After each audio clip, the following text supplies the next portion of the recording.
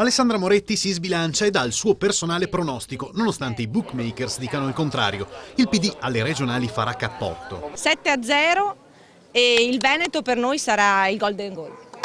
Questo significa che Alessandra Moretti è convinta di aver portato lo sfidante ai tempi supplementari, dopo un percorso durato mesi e dopo aver visitato tutti i comuni del Veneto. E nonostante gli attacchi di una stampa, dice la Moretti, pilotata soprattutto sulla questione immigrati. Mi ha messo in bocca frasi che io non ho mai pronunciato, soltanto ovviamente per fare delle polemiche di bassissimo livello. Hanno molta paura.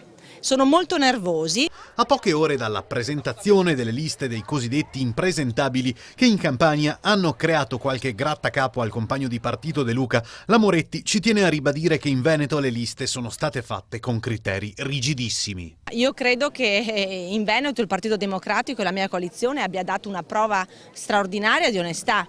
Noi abbiamo chiesto che non ci fossero non solo condannati ma neanche indagati. Io ho richiesto a tutti i candidati di mostrarmi, di certificarmi la pulizia della loro storia, perché credo che l'onestà sia il primo requisito.